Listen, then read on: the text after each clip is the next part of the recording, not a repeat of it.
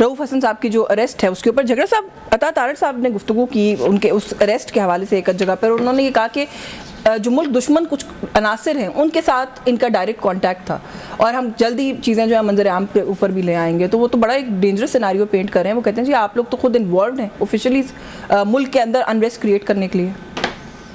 अता तारड़ ने कुछ दिन पहले जब ये कहा था कि पीटीआई को उसने बैन करना है और आर्टिकल 6 लगाना है और कि एलाइज के साथ बात हो गई, तो सबसे पहले तो उसको राना सनाउल्लाह ने जो है बेसिकली कहा कि झूठ कह रहा है। एक और मिंदार साहब ने भी कहा।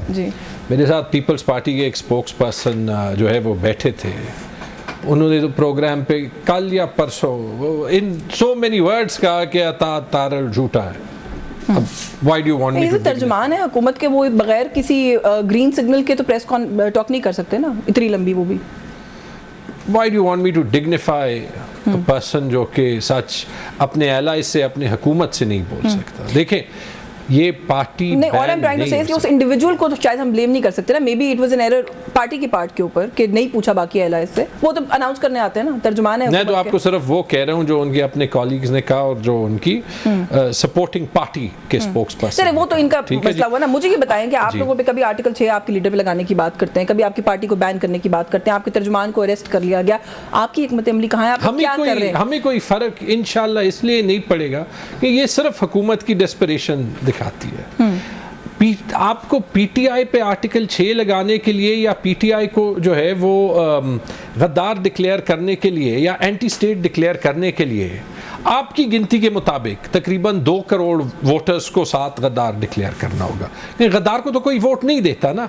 आपकी गिनती के मुताबिक सारे फॉर्म 47 के बावजूद सबसे बड़ी इलेक्टेड पार्टी डिक्लेयर करना होगा। आपकी गिनती के मुताबिक खैबर पख्तूनख्वा में तारीख का सबसे बड़ा मैंडेट लेने वाली पार्टी डिक्लेयर करना होगा।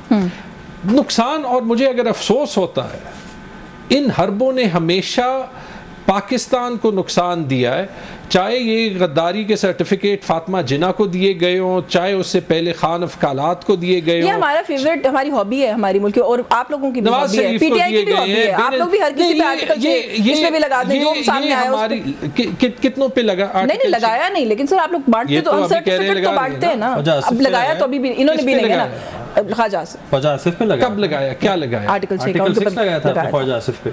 तो ये देखें कैसे लगाया था, कैसे लगाया था? नहीं ये हुआ है सर। देखिए बात ये, अच्छा मैं कहती हूँ लगाने को भी एक मिनट निकाल लगाया इन्होंने भी अभी नहीं है किसी के ऊपर, कह रहे हैं खाली सर्टिफिकेट तो बांट सर उसका पूरा प्रोसीजर आर्टिकल 6 मजाक तो नहीं है ना। लगाना पहले इनिशिएट होगा फिर लगेगा ऐसे तो नहीं लगेगा। द क्वेश्चन इज कि सर्टिफिकेट तो हम भी बांटते हैं ना, सब बांटते हैं। एक कॉन्सेप्ट है, मुझे ऑनेस्टली उसका इफ आई अगर मैं उसके डिटेल्स देख लूं I will actually talk about it, क्योंकि बहुत सी चीज़ें जो ये कहते हैं वो एक्चुअली होती हुई हैं इनके दौर में। मिसाल के तौर पे जो धरना 2017 में 18 में तो इनकी हुकूमत थी ना। लेकिन एक चीज़ मैं जो है वो ज़रूर कहूँगा, अगर ख्वाजा आसिफ पे लगा था तो टिपिकली मतलब उसके बाद वो 2 बार डिफेंस मिनिस्टर हो गए, so the circle is squared. मतलब जहां से गद्दारी चलिए कोई बात, मैं वही कह रही हूँ ना, हम लोगों का वो सर्कल है उससे हम बाहर नहीं निकलते। 2 साल के बाद आप लोग भी यही कह रहे होंगे कि इन्होंने कोशिश की थी। मुझे डर ये है, देखें वो एक बात थी पत्नी इनमें से किसी ने कहा कि उतना करो जितना बर्दाश्त कर सको। I think that is truer today more than anywhere. और उसका मसला ये है, आई होप कि ख्वाजा साद रफीक ये अंदर कह रहा है, क्योंकि चूंकि पीटीआई की और इमरान खान की पॉपुलैरिटी कंट्रोल नहीं हो रही, the lengths to which they have to go, जिस हदों तक इनको जाना पड़ रहा है, उसके बाद तलखी का ना रहना बड़ा मुश्किल हो जाता है। जब